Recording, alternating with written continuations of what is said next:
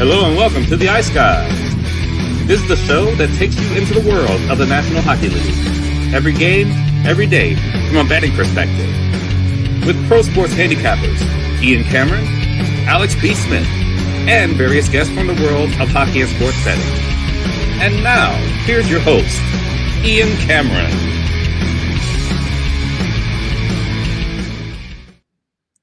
Welcome to the Ice Guys, Tuesday, April 21st. Ian Cameron, Alex B. Smith with you. We've got a guest. He's been on the show before. In just a bit, he'll be joining us as well, Mohamed Jama. Looking forward to that. And looking forward to this Tuesday NHL Stanley Cup playoff card. 4 more games on tap. The Patreon members know it because it was posted earlier today on the Patreon page. And if you're not a Patreon member, we're going to let all of you know it right now. This is breaking news from the Ice Guys. Our first Stanley Cup playoff betcast is tonight, and we are excited about it. We will be with you at 7 o'clock p.m. Eastern time tonight for the beginning of the first 2 games of the night, essentially. So there it is on screen. Tonight, 7 p.m. Eastern. We will be with you for the 2 games in the Eastern Conference first round. Game 2 matchups, Montreal, Tampa Bay, Boston, and Buffalo. We will be on basically until both of those games are over, whenever that is. Hell, maybe you're going to get an extended 4-hour betcast if we have another double overtime game tonight. We'll see. But we will be with you until the conclusion of those 2 games, whenever that may be. So tonight, Patreon exclusive NHL Stanley Cup playoffs live betcast tonight, 7 p.m. Eastern. As always, our Patreon members will post the YouTube link exclusively on the Patreon page. And those of you that are Patreon members, get in touch with either of us, and we'll make sure we get the StreamYard link sent to you so that you can appear and join us here on the betcast tonight. And Alex, this is the first of 2 live betcasts we're doing this week for our Patreon members, and a couple of great games that we'll be on the air for. Montreal, Tampa, that was a great game 1. Thrilling comeback by Buffalo in the third period of their game 1 victory against Boston. 2 intriguing series to go live with on the betcast tonight. Yeah, absolutely. I mean, we love looking at these, live betcasts, especially in the playoffs. And now, zero in on those first 2 games, and there's like I said, some good matchups and definitely some spots that I like live. For looking forward to it tonight. No doubt. So I just want to change the marquee. We got to make it special. There we go. Stanley Cup playoffs live betcast. I was frustrated not seeing that. We want to make it extra special. This is big time now. Stanley Cup playoffs, a live betcast here, 7 o'clock p.m. Eastern time. Very much looking forward to it. And last night, as we begin the recap of the Monday slate, my goodness, another great night of NHL hockey. It was in the Stanley Cup playoffs. It started with, I would say Philadelphia and Pittsburgh was a little bit of a slower game, not as exciting, but still it was very dramatic. It was tense. It was close pretty much from start to finish. And that's 2 games in a row where the Philadelphia Flyers, they essentially put the fucking wet blanket over the Pittsburgh Penguins. And it's been very, very impressive to watch. No question about it. Dan Vladar has been terrific in net. And they've been opportunistic. Another playoff goal. That's amazing stuff for Porter Martone. 2 playoff games in his career, and now 2 goals in each of those games. What a job by the Philadelphia Flyers last night to take a 2-0 series lead. They look slow. They look old. They look their age. They look long in the tooth. They're losing puck battles. Philadelphia is just not allowing them to get much going. Either they're not allowing Pittsburgh to generate speed, or Pittsburgh's lost their team speed. I don't know which one it is, Right. but they have looked very, very slow as far as, and I'm not just talking about skating speed slow. I'm talking about puck movement slow. I'm talking about thinking the game slow. We're seeing all of that showing up for the Pittsburgh Penguins in the first 2 games. And you got to give the Flyers credit, Alex, for making them play that way. Yeah, absolutely. And I said it, before talking about the game yesterday, that, the speed and youth of Philly is starting to really kind of bloom and blossom. But like I said, Pittsburgh's gotten much slower and much older. It's like they're aging in triple time with each period that passes. And to see that, it's not is a case of, oh, Crosby can pick this team up and get them on their back. You saw Evgeny Malkin once again getting frustrated, taking dumb penalties.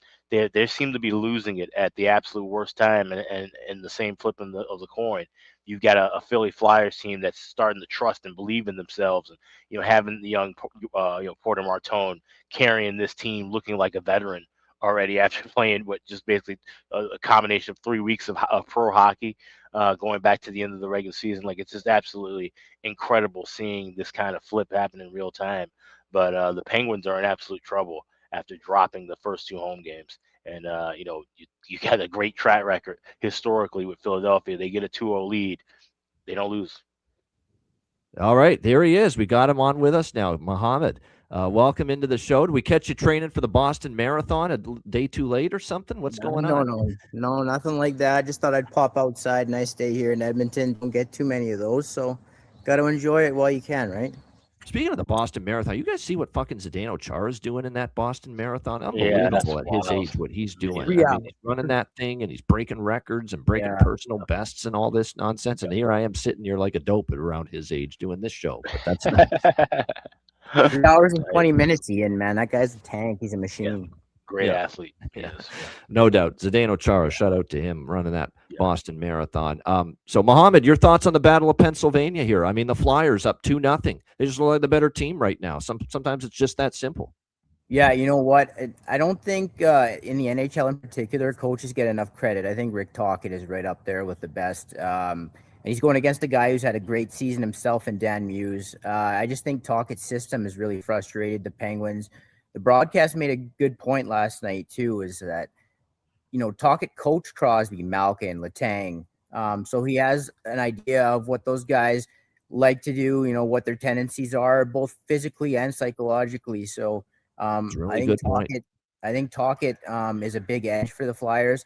I will say I had high expectations for that series. It's been dog water, guys. Like, it's hard to watch. Like, if you have insomnia, watch that series. But that's, I don't think it's been nearly as bad as you think, but it's not been as good as I wanted it to be either. Yeah, it's pretty clear.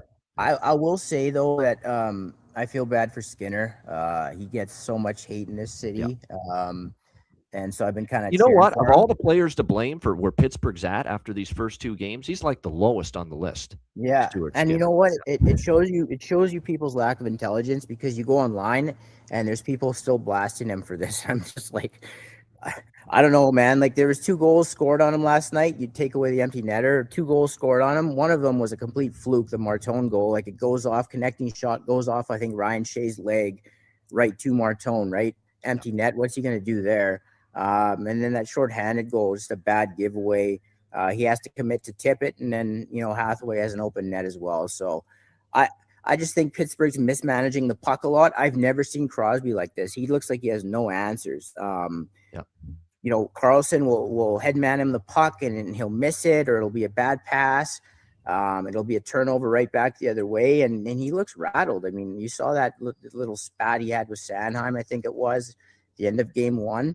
Usually you haven't seen that from him since he was like 20, 21, 22 years old. So it's going to be interesting. I know Crosby does do his best work against the Flyers in Philadelphia. I think sometimes that crowd gets him going. So we'll see if he has a response. I better draw some inspiration from it. That's for sure. Yeah. No, it's going to, game 3 will be the series.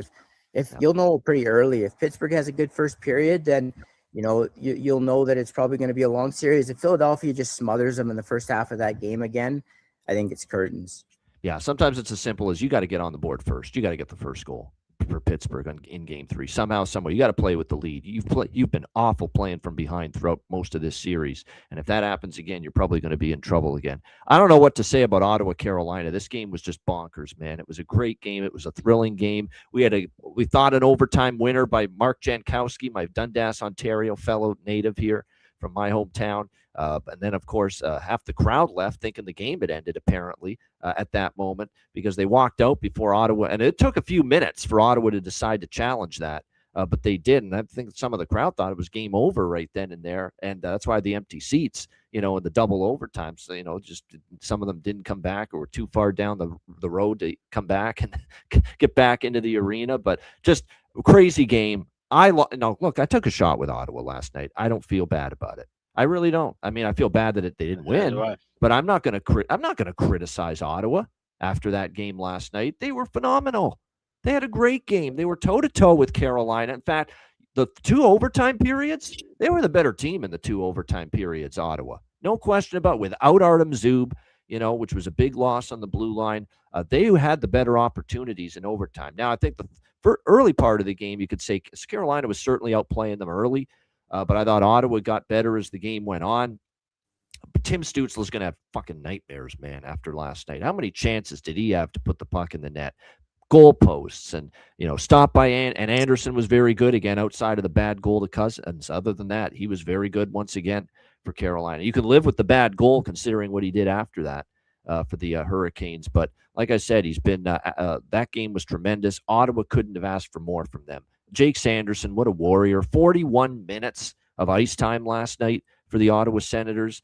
They had their chance. Amadio's chance. Oh, my God, how did he not score in overtime there for the Ottawa Senators? And so heartbreaking for those that had Ottawa. But the good, like I did, Alex took a shot as well. But we did have the draw. It was my first draw bet of these playoffs, and it was good to hit that, obviously, at plus 320 in that game last night. But I don't know what more Ottawa could have done, Alex. It was a great effort from them. It was a coin flip game. Could have easily went their way. I thought Allmark was spectacular in defeat for the Ottawa Senators last night. Goaltending was great both ways, and it just ended up being Jordan Martinook gets the last crack at it and the game winner to go up 3-2. It's just, how does Ottawa respond? The saving grace for Ottawa with the heartbreak, how gut-wrenching it was that they poured it all out there, felt like they could have won, felt like they should have won, and didn't. They get an extra day to recover, and that's huge for a guy like Sanderson, 41 minutes last night. But 2-0 down now, and the road got a little bit tougher, but you're never out of a series till you lose a home game, and obviously Game 3 now paramount. Yeah, absolutely. And you'd rather have a loss like that in a Game 1 where you can kind of bounce back, a little bit quicker than in, say, a Game 2 where, like, yes, even though you're going home, you got an extra day to think about it. But it's going to be tough sledding now for Ottawa, even going home, to try to turn this around. The way that Carolina has played in this series, the way that Frederik Andersen has locked in to the series, that's the key, right? You want to try and get that goaltending rattle. Well, the goaltending's fine. And we've seen all year long, no matter which of the goaltenders it was, when the goaltending's going well for Carolina, that's when all the other dominoes seem to fall into place too. So it's going to be tough sledding for Ottawa moving forward. But like I said, hats off to Carolina hanging through and to not lose sight. We talk about it all the time about puck don't lie. When you have think you have a game winner, everybody's pretty much left out, and all of a sudden, oh no, that goal's coming back. That could have easily been a spot where Carolina could have just been absolutely flustered, and Ottawa takes advantage and take that game away from them. So that's huge for them to keep that focus and pass the overtime, go into the second overtime, get that win in a 2-0 lead. Yeah, no question. It was a great win, obviously, for the Carolina Hurricanes, no doubt. And there was all kinds of people confused on Twitter about why were they allowed to shoot the penalty shot, after the offside was ruled, saying everything, prior to the offside was supposed to get, or after the offside was supposed to get wiped out.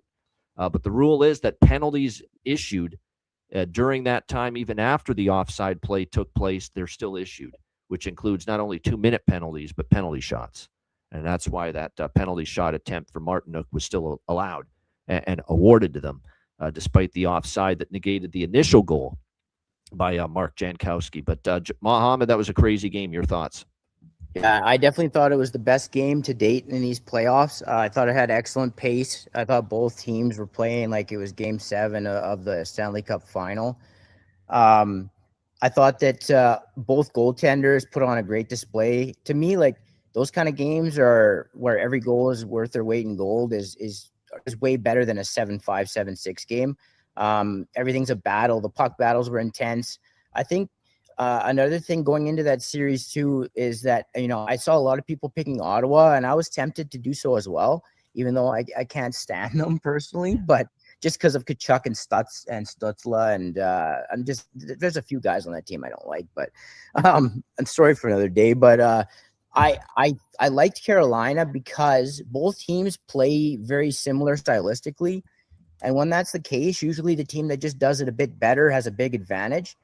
And I think Carolina just is a little bit better than Ottawa in almost every facet. And with Anderson playing the way he is, and Allmark's answering, don't get me wrong. But I think Carolina is just doing enough to keep their advantages at every position and edge these games through. I mean, game one, I know it was 2-0, but that game was a toss-up as well. I mean, Ottawa gave up a couple of kind of goals off of bounces, or, the first one was a bit weak. But I think it wouldn't surprise me if Ottawa comes back and answers with 2 wins at home and we get a long series. But I just think in the end, Carolina is going to have that just little bit of extra that's going to be the difference, that edge. That Stankoven line has been a big difference maker. I don't think I would have expected that going into the series. I think guys like Aho and Ehlers still have a lot to give.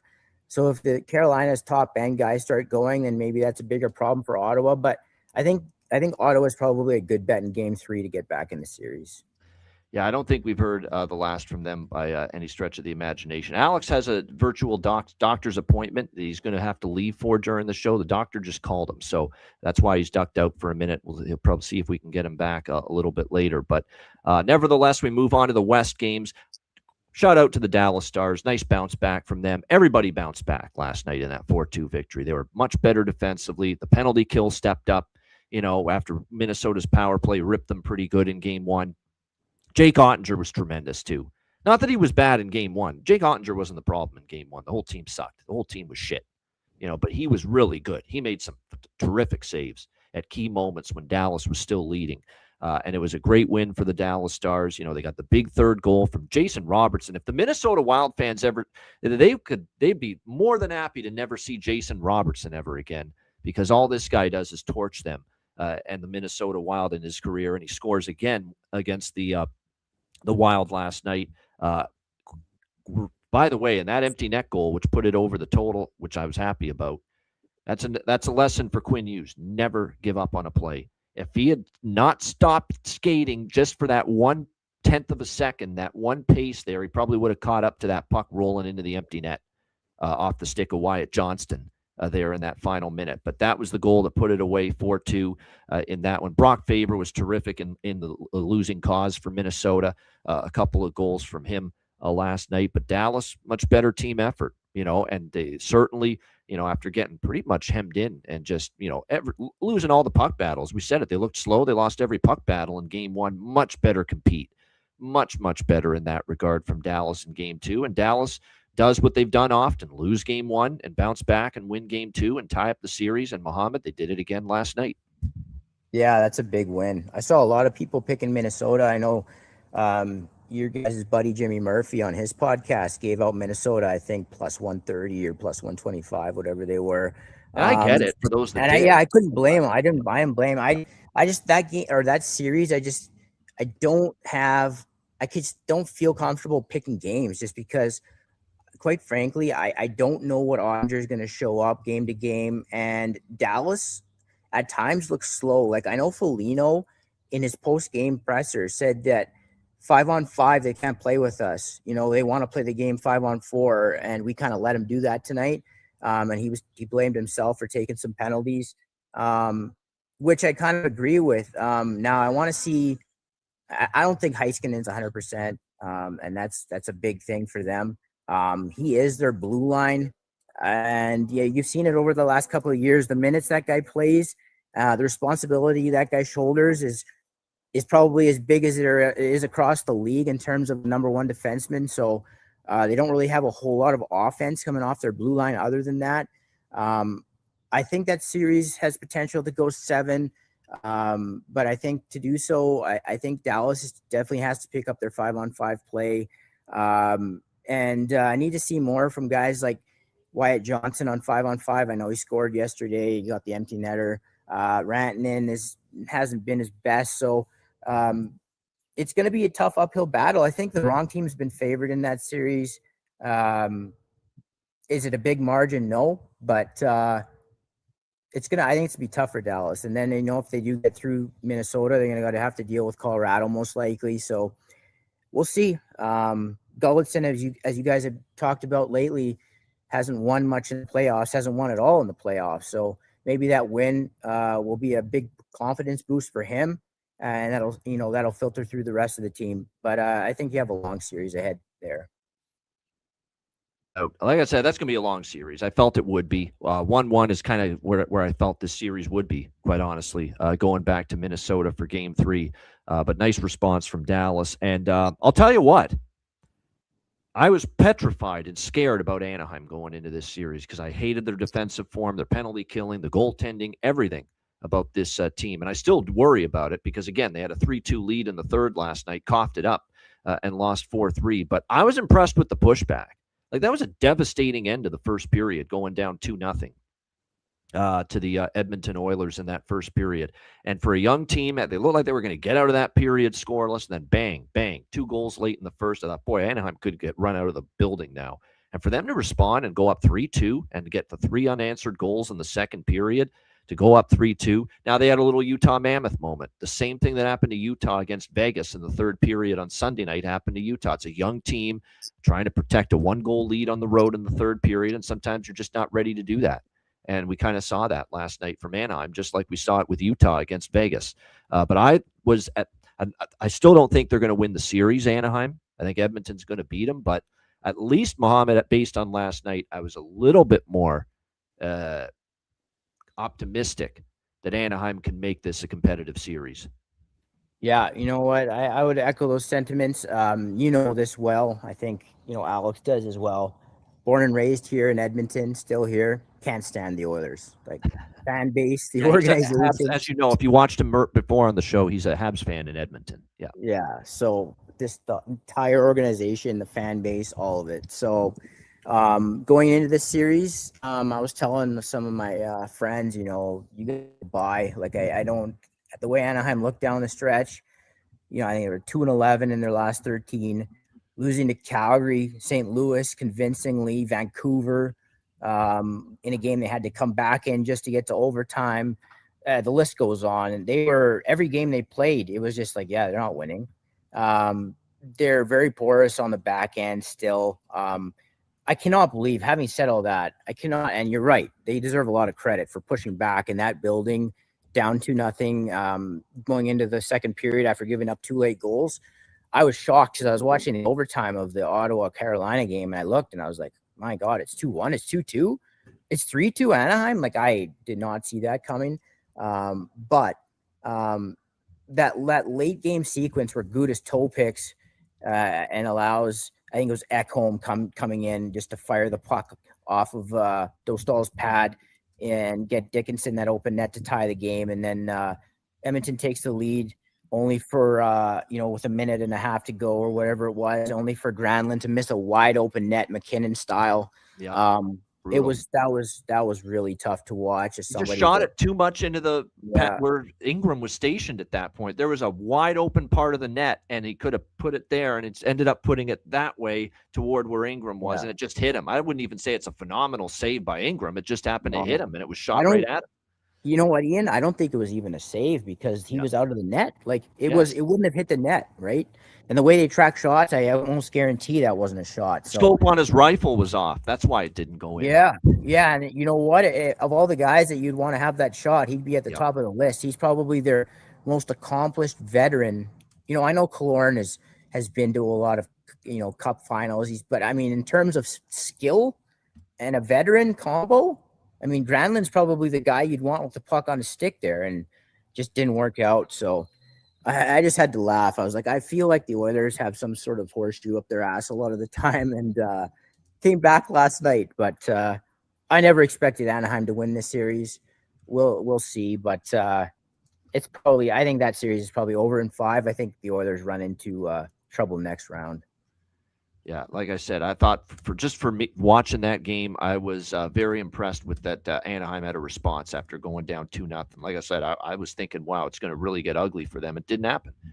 It was a good night for props. Yes, we had Kapanen Kasperi Kapanen for Edmonton was one of our goal props there in that game. We had the bargain bin, one of the two cashing in for us with Dylan Cousins for the Ottawa Senators, the workhorse from Whitehorse gets it done for us. The best bet hits Anaheim Edmonton over 6.5, and we figured that was going to be one of the higher scoring first round series matchups, and it certainly started out that way last night. between them. So good night overall, profitable. We'll take it. As far as actually, I wouldn't say it was profit. It was like break even, but we had a good end of the night. The best bet hitting help hit some props. We'll take it, and we'll move on to Tuesday here in this 4-game slate, which will be part of our betcast tonight. We'll be on for the 2 Eastern Conference games, and then our other betcast later in the week will be for the 2 Western games. So that's the way we're going to be doing it with the betcast. Eastern games tonight, and the other betcast later this week will be obviously for the Western Conference games. All right, let's begin with this is the part of the show Mohammed's most excited about. His team, the Montreal Canadiens, taking on the Tampa Bay Lightning. We got Tampa Bay minus 190, home favorites, 5.5 the total here in this one. 6 in some spots, so shop around when it comes to the total. Montreal leading 1-0 thanks to a 4-3 overtime win. That was a great hockey game, except it was way over officiated. The officiating was not good. Both teams had gripes. Both teams had reasons to be upset throughout that game, but there were issues galore with the officiating, and certainly it became kind of a special teams bonanza. We'll see if we can get a little bit more 5-on-5 even strength play here tonight against the with these two teams head to head. When I look at this game, I pointed out the numbers yesterday on the recap show. We've got this, I guess, bias to Tampa Bay that we think of this team as this great dominant juggernaut from the years and years they were in the Cup final and winning Stanley Cups and going deep into the playoffs. That has not been the Tampa Bay Lightning since 2023. I mean, I'll rhyme it off again. You know what they are in their last 17 playoff games, Tampa Bay? They're 4-13. And the same goes for Andrei Vasilevsky, their goaltender. And do you know what they are at Amalie Arena tonight, the site of Game 2? Do you know what they are in their last 11 home playoff games? They're 1-10. 1-10, this Tampa Bay Lightning team in their last 11 home playoff games. So I get it. Down 1-0. Don't want to go back to the insane asylum known as the Bell Center for Game 3, down 2-0 in this series. I expect, Tampa Bay to try to come out storming here in this game. But minus 190 with a track record of 4-13 overall in the playoffs coming into tonight and 1-10 in their last 11 home playoff games coming in tonight, no shot that I'm laying minus 190. None. 0 on the Tampa Bay side. I wouldn't be shocked if Montreal takes both in there from what I saw. Dobish was good. Vasilevsky, look, a lot of those were one-timers, good shots. Of course, Juraj Slafkovsky was a beast. We talked about it, the hat trick. I thought Josh Anderson proved why he's a guy you'd want in your lineup in the playoffs with what he was able to do for them. And he always seems to score a big goal in a Stanley Cup playoff series. He's done it for years, going all the way back to when he was with the Columbus Blue Jackets. He did it when John Tortorella coached there. So that's a guy you want in there in the playoffs. Nick Suzuki's turned into one of the most dominant, two-way centers at the number 1 center spot in the league. Defensively, just impeccable. And like I said, it was very impressive what I saw. And their power play is lethal. Tampa Bay came into this series, people talking about their power play. Well, Montreal can get it done with the man advantage, and they showed it, obviously, in Game 1. I'm going to go back to the well with over 5.5 here. I think it's just going to be one of those series where now what I worry about is that after Game 1's penalty parade, either the NHL is going to send some kind of mandate out to the officials and say, hey, stop it. We got to get more 5-on-5 play. You got to relax with the calling every little thing here in this series. So that concerns me a little bit about this over, but at 5.5, I'll still jump in on it. I think it could get to 6 goals here once again between these two teams. And I'm going to take a shot here with dog and team the money line and team total over split is what I'm going to go with here. I know it's a bounce back spot for Tampa, but they've lost multiple home games in a row. How many times you've lost count? How many times they've lost multiple home games in a row in the playoffs over the last few years? This is not some dominant home ice anymore for Tampa Bay, and I think they had real problems on their hand going into this one. So I'll go with the full game over. Of course, I'm still staying away from first period overs for the time being. Now, I know we had Anaheim-Edmonton first period over and Minnesota-Dallas first period over. The first 2 first period overs of the entire playoffs so far to cash in. But so I'm still reluctant, though, to go that route. But I'll go full game over, and I'll go Canadiens money line, team total over 2.5 split here in this one. Mohammed, what do you think here? Your Abs were impressive in Game 1. How do you see it going tonight? Yeah, no, before I get to the game itself, and you touched on it a bit, the NHL officiating needs a complete overhaul. Like, I don't know how they're training these guys, what their process is, how they're scouting these officials, how, what their evaluation process is, but it needs a complete overhaul. The NFL gets a lot of heat, for their guys in the mid 60s and early 70s and even late 70s running around, and people saying they can't keep up with the play and they're not good enough, they're blind, this and that. The NHL's worse, man. Like, that game was a joke. I don't know. I mean, I've seen some bad ref games before. The one here in Edmonton when Montreal played was worse, but this one was right up there. Like that Anderson, if you look at the Capitals series, for example, last year, Wilson committed about 50 hits, 100 times worse than that, didn't get penalized once. Guys were cross-checking guys in the face. I don't know. The Anderson call was just ridiculous. Slavkovsky taps a guy's stick, drops it, penalty. I don't know. I thought, Ian, when the game went 2-1, if you remember, the game went 2-1 right away. Like, Tampa scored on a power play after a really weak call. And then immediately after, Hagel scores after the Anderson penalty. And I thought, man, young team, I thought the game was going to swing. And to their credit, I thought they were going to start going berserk. But St. Louis, I wish he would get more emotional on the bench, but he doesn't. And maybe that helped calm them down because they responded. I mean, he showed some emotion in that game, I'll tell you that. Yeah. I thought it was going to be more, to be honest with you. I wanted to see more, but they showed it in the right way because they came back and won the game. But, just numbers-wise, you look at it, I know there's some people saying they stole the game. Like, scoring chances were 15-6 Montreal. High danger chances at even strength 8-1 Montreal. Like, it actually was the other way around. Like, they dominated the game. They just didn't have a lot of shot volume. But it was just a low event game. There wasn't much going on 5-on-5. The Suzuki line got shut down. That, to me, is a good sign. They won the game with Suzuki and Caulfield having I think Caulfield had one shot attempt. They won the game with those guys really not playing very well. So I think that's a good sign for them. Stylistically, Tampa wants to slow the series down. They want to slow the game down. And I think Montreal, to have long-term success, needs to do a better job of speeding it up. I think they need to attack a little bit more off the rush. That's the one issue I have with Montreal, is I find that they, especially in first halves of games, they let the other team dictate the pace, and which is slow it down because Montreal's a fast, skilled team, right? So I'd like them to be a little bit more assertive that way. Their power play, great. No complaints after a slow finish to the season. I think they were just trying to get Caulfield his cookies, but their penalty kill is what bothers me. And so if you watch Tampa Bay and really any team that plays Montreal, the Habs have to work so hard to enter the zone. And everything's contested. Suzuki's getting pressured up upon because they know he's the head of the snake, and as is Hudson, right? In the zone and out of the zone. Montreal's penalty kill is what really bothers me. They tend to just give up the zone entry really easily and then go and compress their box inside the hash marks and the insides of the circles. And I think eventually that's going to burn them. So I think they need to be a little bit more aggressive that way. Otherwise, guys like Kucherov are just going to have too much time and space. As far as this game goes, I feel the same way as the series. Who priced this? Why was Tampa Bay as big of a favorite as Edmonton was against Anaheim? Why? That's the reason I'm on Montreal tonight. It's not because I don't think Tampa can win. They clearly can. This is about betting prices, not teams.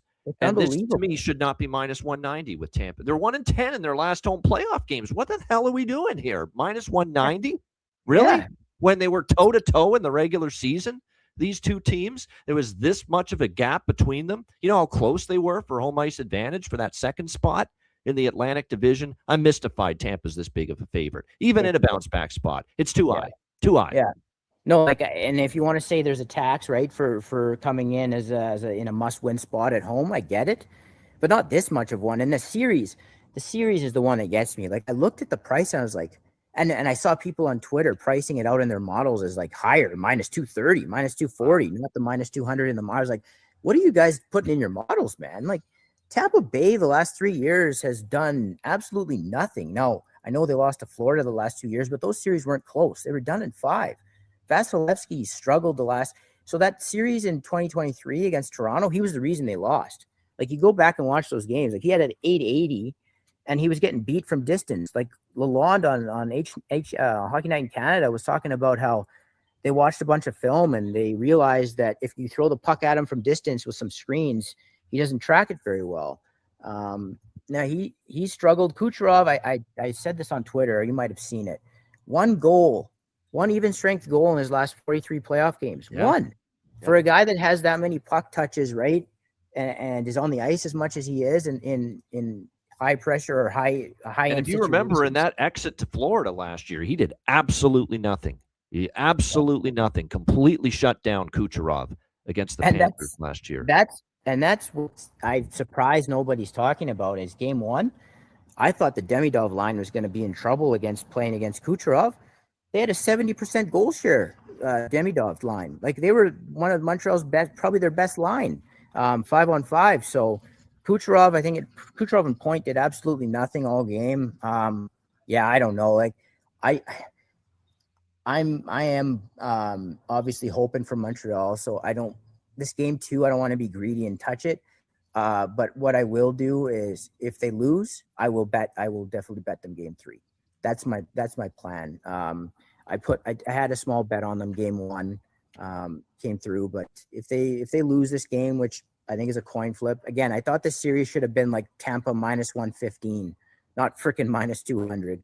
Yeah. Just because of That's why I'm on Montreal. I'm not on Montreal because I necessarily think that they're going to go up 2-0. Tampa could easily win this game and tie the series, but I need Tampa to be -120, 30 for me to bet Tampa Bay. -190 to me, value is Montreal, win or lose. Yeah. So that's what I would recommend to people. Look, like, if you didn't bet them game 1, take them game 2 because it's a great price, and if they lose, then have a way bigger bet on because I really do believe Montreal is the better team. I just do. If you look at team speed, their power play, I think, is better. Their top end guys, I think I would take Montreal's top 5 over Tampa's top 5. I know some people would disagree with that because Tampa's top 5 have more experience and have more playoff experience, but I don't know, man. Other than Brandon Hagel, I didn't see a whole lot that Tampa had in that game. So he was their best forward, no question. Yeah, easily. Yeah, I think he was the best guy on the ice, but he was great. But yeah, I don't know, man. This isn't the Tyler Johnson, Steven Stamkos, Alex Killorn Tampa Bay either. So I don't know. People hang on to certain franchises a little too long, and I think that's what's going on here with Tampa Bay. Yeah. All right. As far as props go, I'm going to run it back with Hagel and Uri. Slavkovsky's just a big game player. We saw the Olympics with Slovakia. That it's worth a shot as far as his props. Once again, Josh Anderson, I don't mind running that back. Darren Radish. I know it's the guys that scored last game. Maybe that's not necessarily the players that are going to make an impact offensively tonight, but I think there's reasons to want to go back to the well with many of them. Newhook is someone that had some looks too the other night, so keep an eye on him. I think for Tampa Bay, though, I'm also going to get involved just a little bit with Gonçalves and Paul. Nick Paul on the third line, and maybe a little bit to Gonçalves because he still appears to be playing with Point and Kucherov on the top line here for the Tampa Bay Lightning. And like I said, that's another thing too. Vasilevsky, he wasn't the better goalie either in game 1. Dobish outplayed. It was close, but Dobish outplayed him a little bit. And now Vasilevsky's got a 3.4 goals against average and 880 save percentage in the playoffs now, the last 3 years. So that's not Vasilevsky-like. That's not vintage Vasilevsky, those numbers. 880 save percentage, 3.4 goals against average. That's in particular why I like the team total tonight, over 2.5. Because if Vasilevsky plays to form of the last few years, Montreal can easily get 3 goals tonight, for sure. Ian, one thing I want to add too is I don't think it's going to happen, at least not in game 2 because they won. But I would really like them for Montreal to take a Bolduc. He doesn't back check. He took a couple of really bad penalties. Yeah, I agree. That was disappointing from him. Yeah.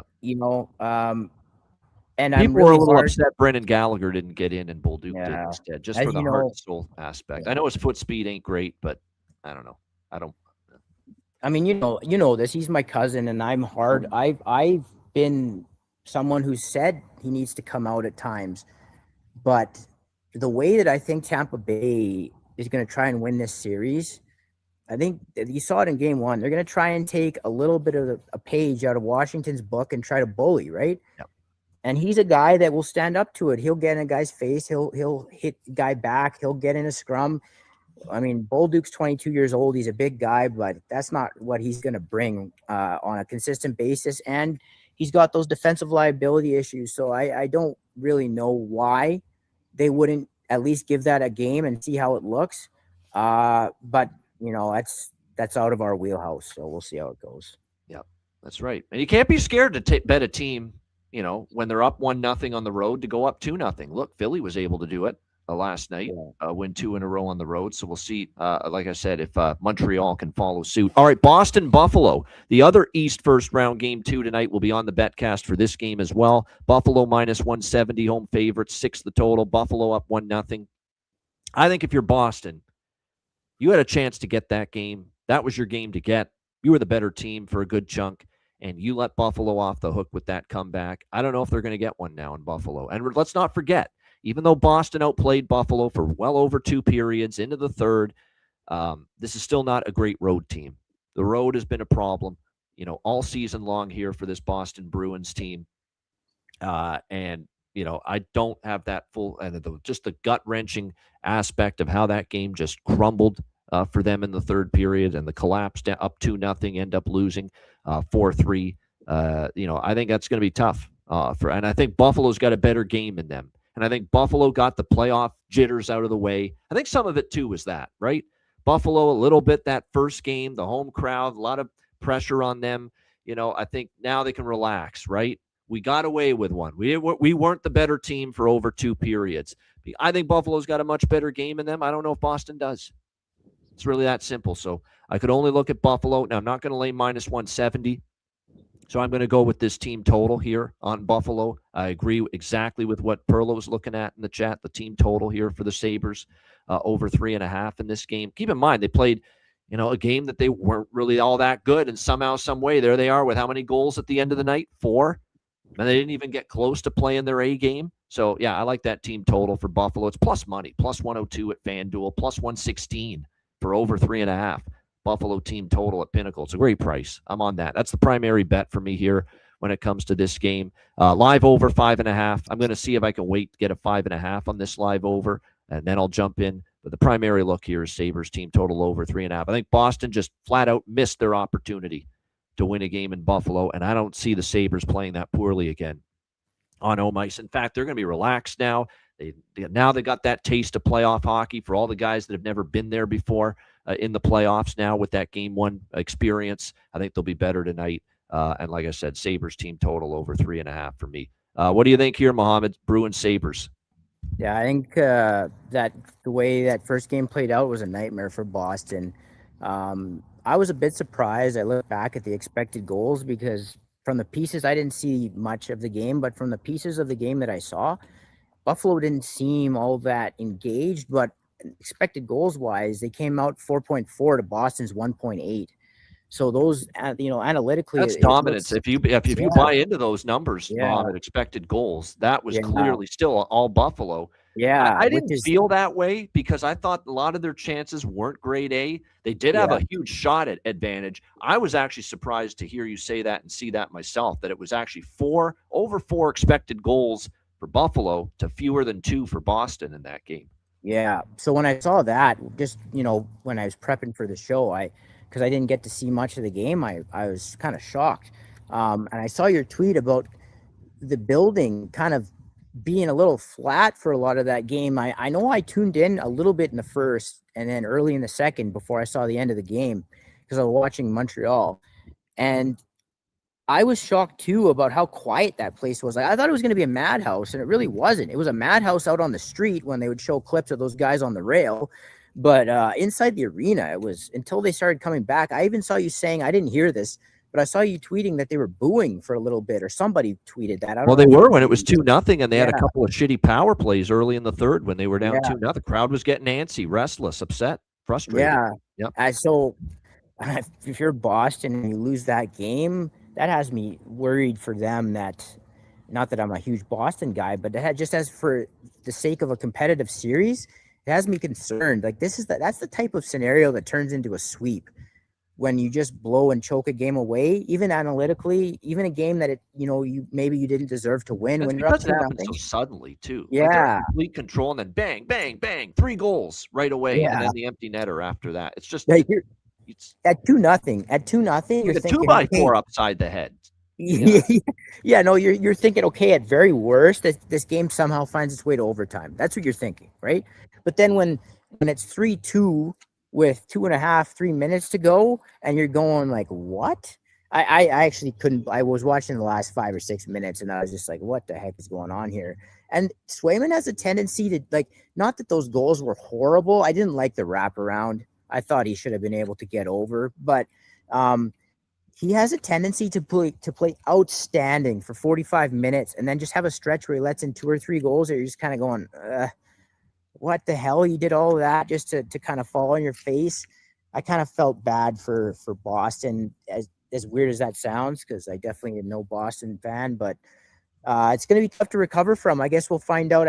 Sturm's done a very good job there all season. This is where coaching comes in. How can you kind of mentally and psychologically replenish your team 48 hours later? We'll see. I think Buffalo's going to kind of roll in this game. I just get that feeling. I don't like laying. I've told you this before. I don't lay juice in the NHL. Like I'll go -125. That's about as high as I'll go, just because hockey's such a volatile sport. Puck bounces off a guy's ass. Bad turnover, goalie falls on his face. That can really just swing a game. So, and then a game goes to overtime, it's really 50-50 at that point as well. So what I would recommend to people is just to go Buffalo money line over 4.5, parlay that. You get about even. I think it's -108 is when I put it in last night, and it might have changed, but it wouldn't have changed that much. So you can get that at about -108. That's what I would say, because I think Buffalo gets to 4 at least, and then all you need is 1 from Boston, you cash. So that's what I would tell people to do in that game. I think that's a solid approach. Yeah, as far as props for this game, I do want to point out some things regarding shots on goal. Benson, we've talked about him. Zach Benson's gone over his 1.5 shots on goal 3 straight games, and it's only -145. Maybe something to consider as far as that goes going into this one. As far as points, we've got some streaks going on here where we've got Alex Tuch on a 3-game point streak. It's only -125 for him to get a point. Here's one that's a little down the radar value. Owen Power. I've got the power. Owen Power for the Buffalo Sabres. He has collected a point in 3 straight games, and you can get him at +190 to get a point, +200 in some spots. Owen Power on the blue line for the Buffalo Sabres. So that, to me, has some value.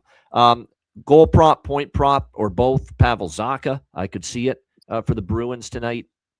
No question. Tuch has scored in 3 straight games. So as far as goal props, Tage Thompson goals in back-to-back games. You mentioned Morgan Geekie before game 1. He scored for Boston, one of their 2 goals, one of their 3 goals, I should say, and has scored in back-to-back games.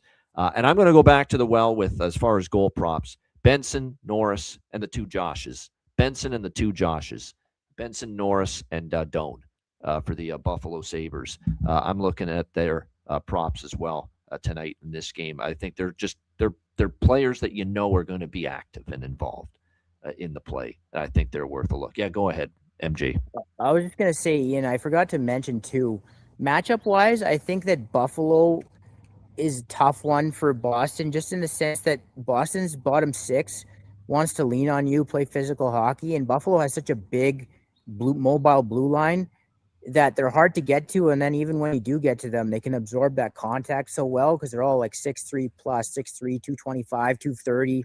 They add Shen. So I just think that the way Boston wants to try and wear you down, they're not really going to have success doing that against Buffalo.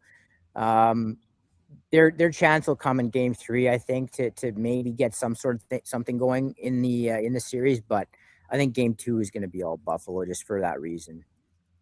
All right, let's go out west. Utah and Vegas. Now, we aren't going to stay on the betcast for the entirety of the 2 games out west, but we will probably be on still for the start of these games, because the East games won't be over till about 10:30 Eastern, And this one in particular starts at, I believe, 9:30 p.m. Eastern, Utah and Vegas. We've got Vegas, minus 150 home favorites, 6 the total, 1-0 series lead for the Golden Knights. So when I look at game one, I like Vegas in game one. I had the team total over 3.5. We cashed that. We had we did have the over by Fecta. We lost the first period over, and of course we know first period unders were ruling in game one of the first round. But we did cash the full game over in that Utah-Vegas game one, 4-2 victory for the Golden Knights. But when you look at that game one, even like we were worried about Utah, first playoff experience. That was actually a pretty even hockey game. In fact, if you look at, and I'm not a big money puck fan, but in the playoffs, I look at it more because it's game to game. It's the same two teams facing each other. So you do kind of want to know who kind of carried the play.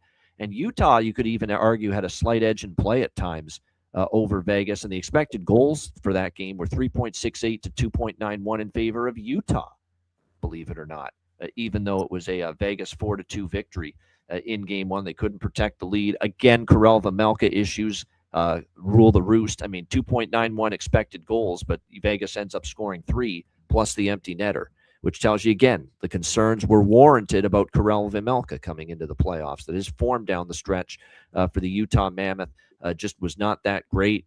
We'll see how it goes here in this one, but Utah did score first in game one, in that late first period goal, courtesy of Logan Cooley.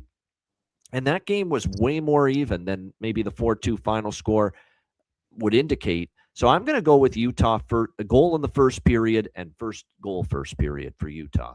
I do think this team showed me enough that I think they're going to come out with a strong effort, strong pushback after a tough loss in game one. We have seen at times. By the way, here's one thing with Tortorella. Since he got there, the record's great for Vegas. They've given up the first goal in a bunch of these games, even though they've been winning them for the most part.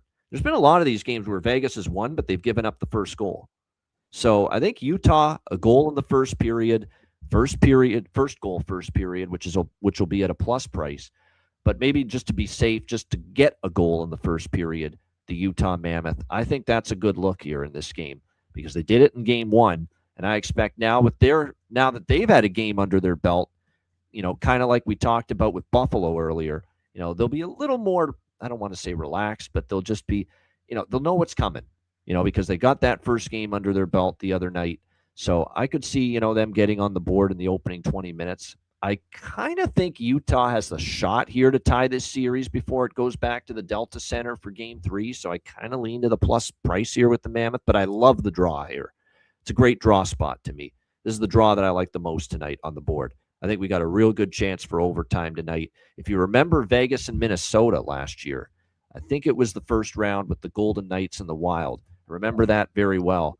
That Vegas, if you look at that series, just make sure I pull up the history from last year.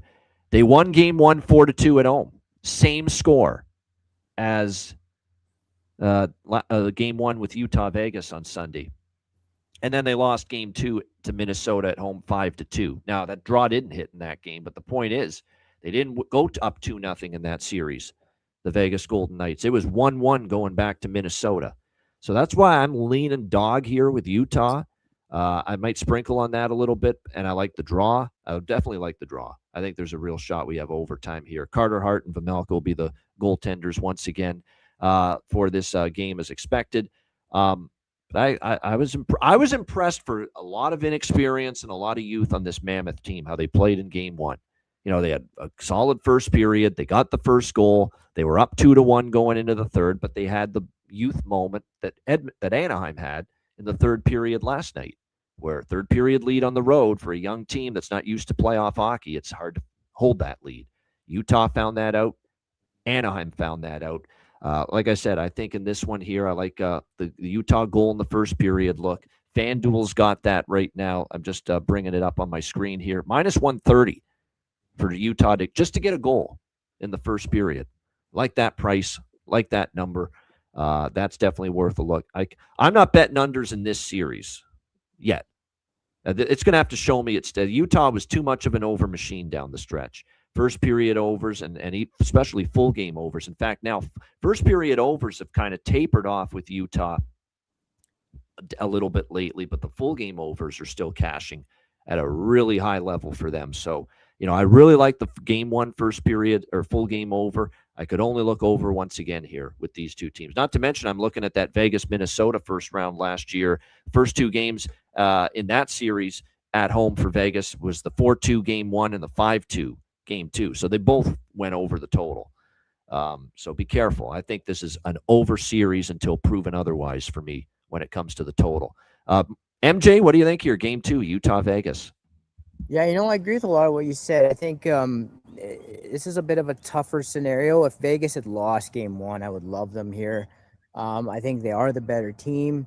I was really down on them all year. I thought they were like bottom 10 caliber for most of the year, just the way they were playing. I think the coaching change has done wonders for them. Their forecheck's a lot better again.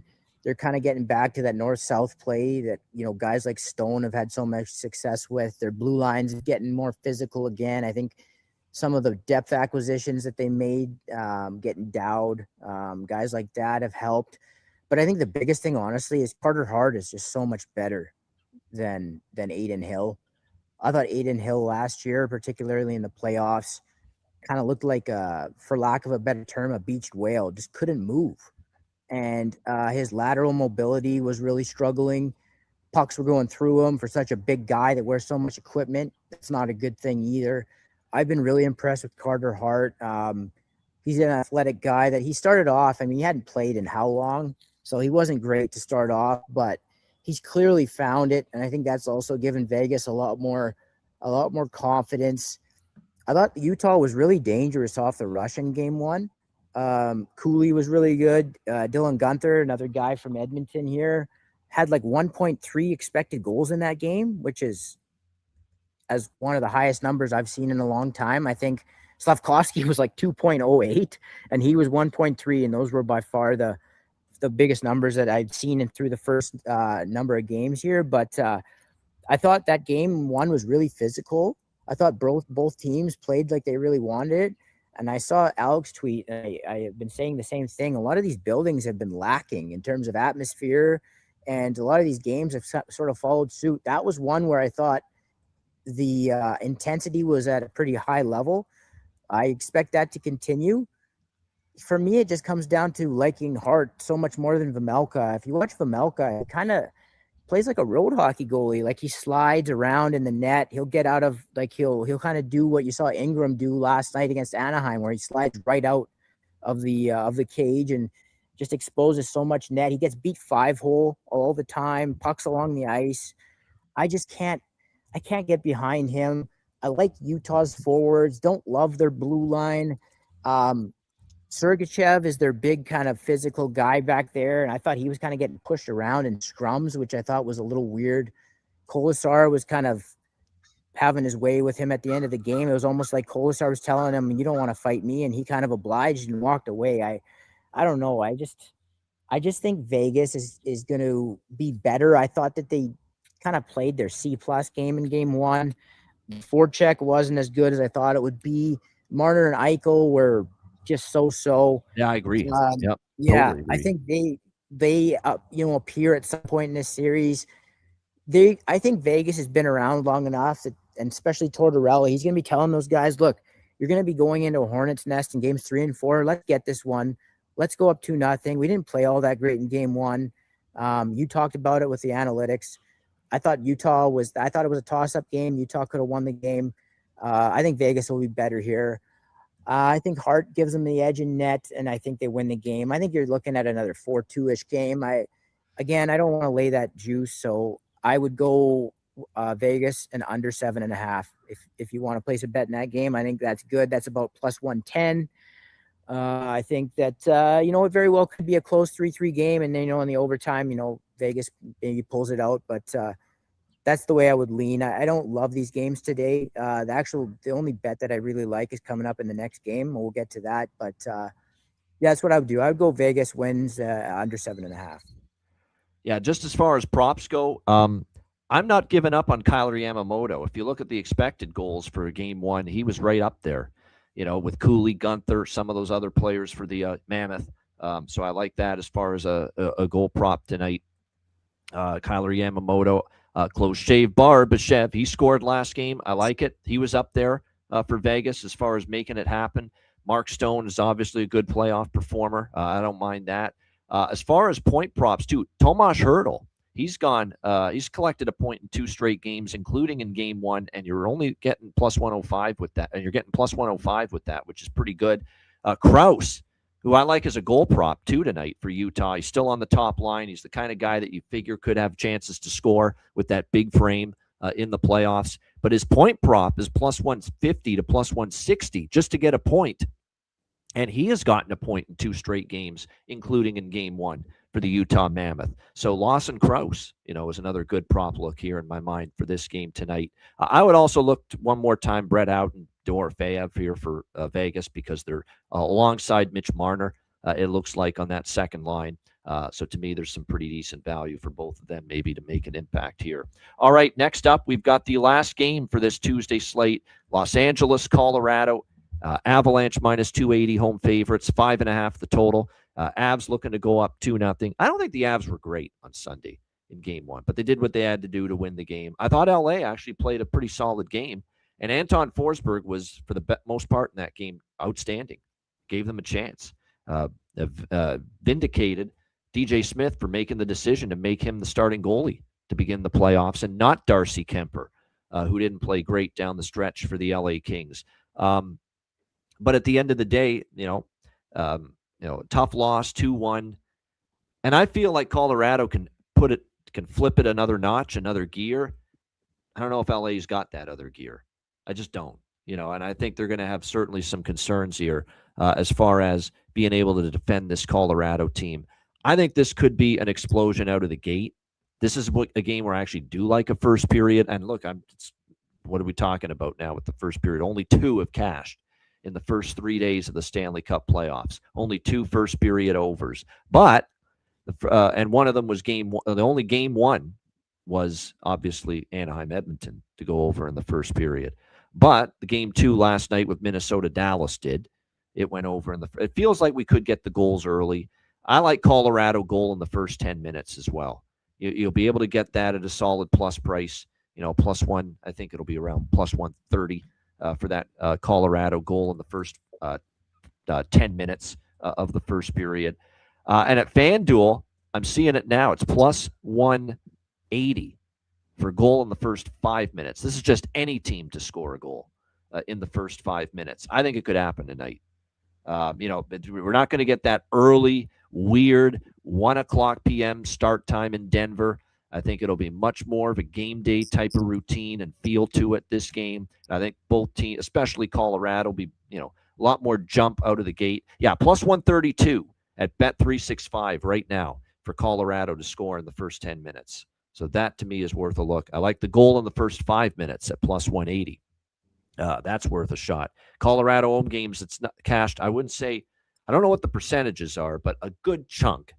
Let's just call it that way, just to give you an estimate. A good chunk, a good handful of Colorado home games this year have had a goal in the first 5 minutes. That's why I think the plus 180, is definitely something worth a look. I don't mind people in the chat liking over 5.5. My concern is it's going to be one of these games where Colorado's going to have to carry the load for the offense here in this game. It's quite possible because we know with LA, and I loved what I saw at Wedgwood. When Wedgwood had those chances, or LA had those chances, Wedgwood was really, really sharp, really, really solid in that game, proving why he's the starting goalie to begin these playoffs for the Colorado Avalanche, not Mackenzie Blackwood, who I don't think played as well post-Olympic break compared to Scott Wedgwood. So those are the main looks. I mean, full game, I'm not on a whole lot here. I mean, maybe this is the game Colorado goes. Maybe I should bet the 3.5 because they didn't go over 3.5 in game one. And my reasoning for betting Colorado team total over 3.5 in game one, MJ, was the fact that they had scored 4 goals or more in pretty much every recent game against Los Angeles until that game one. But before that 2-1 win in game one, Colorado had put up 4 in LA against them, 5 at home against them, 4 in LA against them, 4 in LA against them, 4 at home against them, 4 at home against them, 5 at home against them. It's just been a consistency with them scoring 4 goals against the LA Kings. So I'm going to bet it just because I know if they get to 4 goals tonight and I don't bet it, I'm going to be mad. I'm going to be upset. So give me that over 3.5 here with Colorado team total minus 104. What do you think here, MJ? LA, Colorado, game 2. You're thinking along the same lines as I am. Just before I get to that, so I saw some people in the chat saying that people hate the Bruins and this and that, and it's Utah did the same thing as the Bruins. And before you jump in, I'm going to give you my thought on that quickly. Yeah. It's a different type of loss. That was a slow burn loss for Utah. It was a slow, gradual. Vegas tied it. Vegas took the lead, and then they closed it out. For Boston, it's like, what the fuck just happened? Because we're up 2-0, and all of a sudden we're down 4-2. This is not an anti-Bruins sentiment. That's a worse loss than Utah. You can't deny it. It's a much worse loss for the Boston Bruins. You dominated Buffalo for most of that game, way more than Utah dominated Vegas going into that third. You can't even compare it. It's a much worse loss, much more painful loss for Boston. Yeah, go ahead, MJ. Continue. Yeah, time and place, right? 2-0 with 7.5 minutes left is totally different than 2-1 with a full period left. So, not only do you have a full goal difference, but you've got, 2/3 of a period difference as well. Like, it's not even close. The other thing, too, was Utah got a goal that was as freakish as you'll see. The guy kind of fans on the puck from the boards, and it goes off of the defenseman and into the open net. Like, I don't know. Totally different. We were also talking from a psychological perspective, too. Like, to recover from that for Boston is way different than what Utah is going through. When they can say, look, like, we had the lead and, we were playing pretty well and, they just were better in the third period and, the game kind of ran its natural course. Like, Boston was a choke. You can't say that about Utah. That's the difference.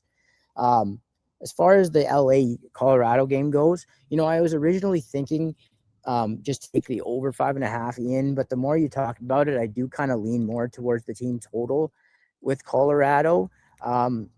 The thing with Colorado all year, and this, is their power play has just left a lot to be desired. I think it's largely because it's everything as it should in a way goes through McKinnon, but I just find he has the puck too much, and teams know that he wants to one-time it all the time, and that's really their only go-to.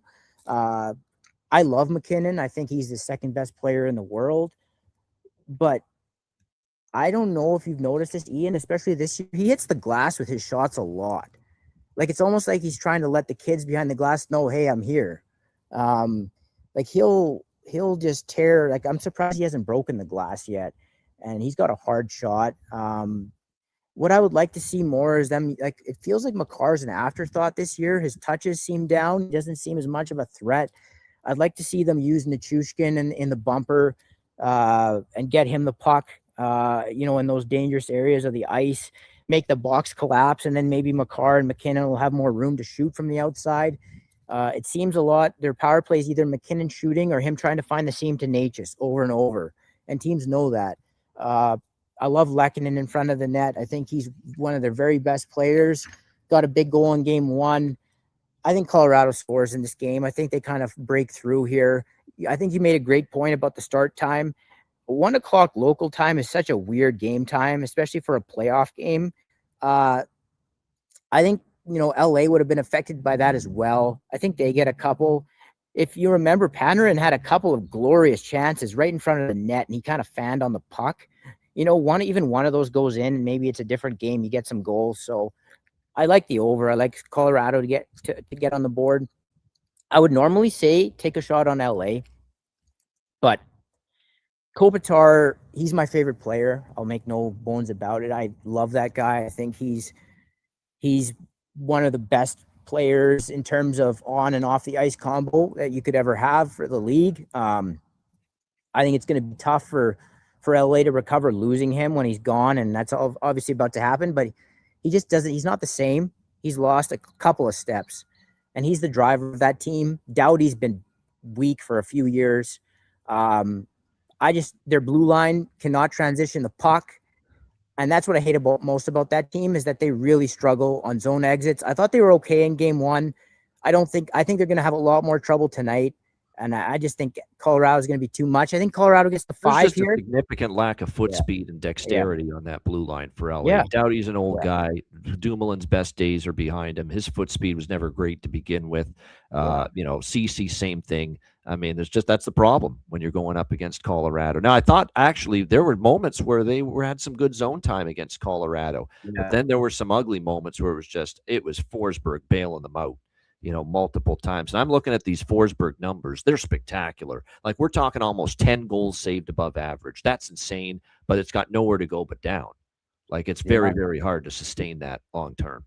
I was going to say too, he's been excellent. I've been with the way the goaltending has been this year in particular, it's been pretty bad. He's been a breath of fresh air. He's been really good. And with that said, I think Wedgwood's probably the best goalie in the West. So to take an over in this game is a little scary because of the goaltending. Those guys are playing really well, but I just think that Colorado's going to really make an effort to push pace here. They have such a speed advantage that I think it's just going to overwhelm LA's. Like, LA can skate up front a little bit. I think Kempe is probably the most underrated player in the league. Somehow that guy doesn't get talked about nearly enough, but I just think Colorado is going to get on the forecheck, turn some pucks over. I think you're spot on with your thought that the Colorado gets one in the first 10, maybe they even 2. Wouldn't shock me if this is 3-0 after the first, and then you should be able to get there from there, but maybe even 3-1. So I do think you're going to see some goals early, even though as good as the goaltending has been with these teams. I just think you bet the goals. You bet goals here. Colorado kind of runs. They've been so underwhelming the last 2 months. I think they know that. And at some point, I think they're going to turn it on. And this is as good of opportunity as you can have to do so. So I would look for goals here. Yeah, there's one other thing, too, that's worth mentioning about the game one. It was not only the early start for Colorado, but think about what was on the line for them late in the regular season. Absolutely nothing. Absolutely nothing.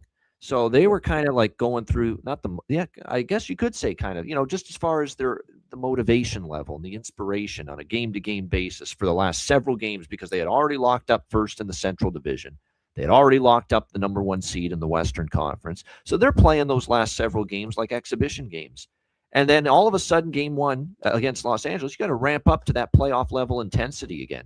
It's not easy. And I think maybe that played into why it was a little bit of an underwhelming Colorado game one, a little bit from their standpoint, especially with the offensive execution that we saw in that game. Now they got that game under their belt. They got, and plus LA and Kempe and some other players kind of got under Colorado's skin. So now they've got their playoff intensity, and focus and their playoff temperature back to where it should be after just coasting late in the regular season. And I think that will help Colorado tonight. I think you'll see much more of a playoff type of effort tonight from the Colorado Avalanche. Because keep in mind, when you've been just playing out the string like Colorado was the last 2 weeks, it's not easy to ramp it up right away for game one in the Stanley Cup playoffs. Not easy at all. So I think you'll see a better Colorado team tonight. Hardest thing to do in sports, Ian, is turn it off and on. Like, anybody who's played at any higher level, you'll always know, like, at the start of the season is always more difficult than when you're, in rhythm halfway through the season and you have a bunch of games under your belt. Exhibition games, guys that you normally expect a lot out of, they can really struggle just because they're not in rhythm yet. They're not feeling it. Their confidence might not be at the normal level that it's at. Maybe their wind isn't great. They're out of shape a little bit. Like, there's so many different things that can go on. So when you have a layoff like Colorado did, now they were playing games, but as you said, they weren't mentally checked in. So it takes a little while to kind of turn it back up. So hopefully for our sake and for anybody in the chat who's betting on them to score some goals tonight, it is tonight. There you go. Good stuff. Like I said, very should be an interesting game. I think you'll see a better Colorado. So again, we're going to get involved here a little bit with them to score in the first 10, a goal in the first 5, and probably look toward the Colorado team total over 3.5 here. Again, they had scored 4+ in almost every single recent meeting against the Los Angeles Kings before that 2-1 win in game one. As far as props for this one, we've got as far as point props. I like, even though I like Colorado tonight, Laferriere has a point in 4 straight games for the Kings. -114 for him to get a point is a pretty good price. When you look at that, the goal prop's probably worth a sprinkle too for Alex Laferriere. Lehkonen scored, and O'Connor, of course, got the 2 goals in game 1. But I think this could be a game where, based on the lineup construction, they obviously could find the back of the net again. But, I like the idea of Landeskog with Kadri and Waugh maybe getting on the board. I'm going to go back to the well with Parker Kelly one more time. Nelson and Nichushkin. Nichushkin had some real good looks in game 1. A puck almost went in for him a couple of times. We know he's a playoff performer. He elevates at this time of year. He's been a good goal scorer at this time of year. So Big Val Nichushkin for the Colorado Avalanche. Certainly interested. Goal props for him tonight as well. All right, shout out to everyone in the chat. Hit the like button. We appreciate it very much. Alex had a virtual appointment to get to, so that's why he had to cut his appearance short today. We'll get his card, though, posted on the Patreon page later today. Wizardsportspicks.com. Check that out. And, of course, patreon.com/IceGuys, $10 per month. Goalie charts, totals charts, daily betting card, sides, totals, player props posted each and every day on the Patreon page. We get Alex's sides, totals, and player props, and bargain bin special posted on the page later today, as well as best bet. So check it out. $10 per month. Get on board, not only for the daily betting card, but as we mentioned earlier in the show, we've got our first NHL Stanley Cup playoffs live betcast tonight, exclusive to Patreon members. Tuesday, April 21st, tonight, 7 p.m. Eastern, for Montreal, Tampa, Boston, Buffalo. Make sure you join us for that. Again, 7 p.m. Eastern, Patreon members only. Make sure you join us for the betcast. So get on board, $10 per month, patreon.com/IceGuys. Looking forward to it, and we will try to do that. There we go. Some kind words for our guest, MJ, here. Get this guy on more. There you go. Excellent. Phenomenal. Thanks, buddy. Appreciate that. Very nice, kind word. We will. We'll get him on at least a couple more times during the Stanley Cup playoffs. And as well, of course, check out the Ice Guys store. Get your gear and your merch at iceguys.myspreadshop.com. Check it out at the Ice Guys store. Bargain bin special of the night and best bets coming up right after we hear from our great Ice Guys sponsors.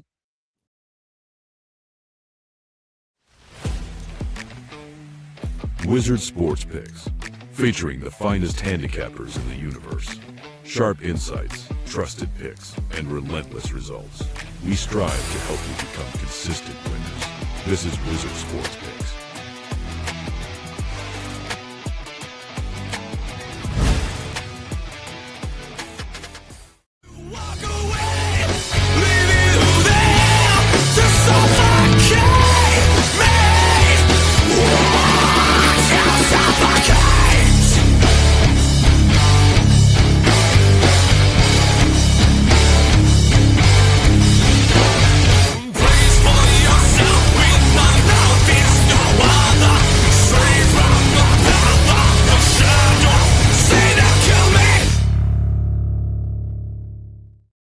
All right, bargain bin special of the night. We had Dylan Cousins, the workhorse from Whitehorse, coming through for us last night for Ottawa with one of the bargain bin special selections. Hopefully we can add to it tonight. MJ, we'll start with you. Bargain bin special of the night. All right, so I'm going to preface this by saying that I'm not a goal prop guy. I don't want to fool anybody, and I never bet these. So I'm going to give one out, and I do believe there's some value with it. You want to make a contribution to the segment. Absolutely. I get it. Yeah. So I just don't want anybody to think, oh, I'm telling this. I don't have any experience with this, but I saw Josh Doan. The threshold is plus 300 or better, right? Is that correct? Okay. I'm positive it is. Let me just double check on Josh Doan. And yeah, he was on my bargain bin radar tonight too. Yeah, plus 320 is the best price. Yeah, exactly. So yeah, that's what I saw last night on Bet365. Good one. So I'll give Josh Doan. I think he's a playoff type guy. He's a guy that'll go to the front of the net. You can get a rebound type goal, deflection, a greasy type goal, and he's got the skill to shoot the puck in the net obviously as well too. So I saw he had the third highest or second highest expected goal total from game one for Buffalo. I think he gets on the board. His dad was a hell of a player. I remember him as a young kid. I saw him live a few times. And he had a playoff pedigree. I think his kid follows suit tonight and he gets on the board. Good stuff. All right. As far as my bargain bin special of the night for this Tuesday night slate, let me just see here. Because there's a couple of good choices in mind. And I had narrowed it down to a few. Let me just see here. because one of mine is going to be for Buffalo. I'm going to go with, let me just see here. I'm going to go with Benson tonight. Benson, he was involved the other night for Buffalo. I'll go with him at plus 450 at BetMGM for him to find the back of the net. Zach Benson, plus 450 for the Buffalo Sabres for my first bargain bin special of the night. Second bargain bin special of the night. He's going to get one tonight. I feel it. We talked about it, just the game we just talked about most recently, LA, Colorado. Big Val Nichushkin. He's a big game playoff performer, at least in years past. I thought he had some good looks in game one on Sunday that almost went in. I think he's going to bury one here tonight on Anton Forsberg and the LA Kings. So give me Big Val Nichushkin, Valerie Nichushkin. Call on me, Valerie Nichushkin, plus 350. At DraftKings. So there you go. Val Nichushkin, plus 350, Colorado, and Zach Benson, plus 450 for Buffalo for my two bargain bin specials of the night. Oh, Alex is in the chat. He posted his bargain bin. Yeah, he was doing a doctor's appointment for, the stuff he's been dealing with virtually, so he had to duck out. But he did post that his bargain bin, there it is. Nick Paul for Tampa Bay, plus 550 for Alex with his bargain bin special. All right, best bets, I should say, for this Tuesday slate. MJ, we'll start with you. What do you got for best bet? So, Ian, you should be a DJ with all the bangers that you can pull out. I know, I should, yeah. You really should. Wrong lot in life, yeah. yeah. You missed it, man. So I was originally going to go with Kings Avalanche over 5.5, but the more I thought about it, I'm just going to stick with the Avalanche side of things. So I'm going to go over 3.5. Because I had the full game over in mind, I don't know the exact price, but it should probably come in around minus 115, minus 120. So that's what I'll go with. Avalanche team total over 3.5. Yeah, who doesn't love Steve Winwood? Good stuff indeed. So what was your team? What was your best bet there, MJ? Colorado Avalanche team total over 3.5. You son of a gun. You're reading my mail. That's my best bet, and I ain't changing it. I like it too. Colorado Avalanche team total over 3.5. This is the game where it opens up. This is the game where the floodgates open. I didn't know Anton Forsberg was Kelly Rudy, Marty Brodeur, Patrick Waugh, Grant Fuhrer all of a sudden. This is a great stretch for him. Don't get me wrong. He's been tremendous. He got them into the playoffs down the stretch. He was better than Darcy Kemper down the stretch, but not tonight. This is tonight where it's going to come down crashing here. LA can only hold the fort for so long. Colorado wasn't even that great in game one on Sunday afternoon. Plus, they needed a game to ramp up to the playoff level again after coasting down the stretch of the regular season. I think it's a good spot to bet Colorado to win by margin tonight, but do so by getting to at least 4 goals, something they had done at pretty much every recent game head-to-head against the Kings before game one. I think they get back to putting up 4+ against LA, which they had become accustomed to doing before game one. So Colorado team total over 3.5, minus 104 for my best bet here for this Tuesday NHL card. Shout out to everyone in the chat. Hit the like button. We appreciate it very much. MJ, any final thoughts before we say goodbye? I just want to say, Ian, I really appreciated you having me on. I think you guys do a terrific job. You can just tell every day by, your chat how much everyone respects you guys, how much that, they look forward to the show. Online, it's nothing but positive feedback, which is very rare, as you know. I think these people truly value the show. I know I do. And it's too bad Alex had to check out earlier. Love talking hockey with both of you. And hopefully we'll do this again soon. And everybody, good luck tonight. And a shout out to Rachel Kryshak, who was with us yesterday. She did a great job. Once again, her picks were, for the most part, pretty good once again as well. So she'll be back as well, mostly on Mondays moving forward. We'll get MJ back throughout the playoffs as well. All right, and Betcast tonight, 7 p.m. Eastern. Looking forward to that later tonight. Patreon exclusive. Get on board. We'll put up the banner before we sign off. 7 p.m. Eastern. There it is. Patreon exclusive live Betcast tonight. A reminder, the Ice Guys is live 7 days a week, Monday to Friday, 2 p.m. Eastern, Saturday, Sunday, noon Eastern. And if you can't watch the show live, download the Ice Guys podcast in audio form on all major podcast platforms: Google Podcasts, Apple Podcasts, Spotify, Stitcher, iHeartRadio, Amazon Music, and more. Download the Ice Guys podcast when you can't watch the show live. For Alex B. Smith, Mohammed Jama, and Cameron, have a great Tuesday night. See you in a few hours for the Patreon-exclusive live betcast, and again on Wednesday, 2 p.m. Eastern, for another edition of the Ice Guys.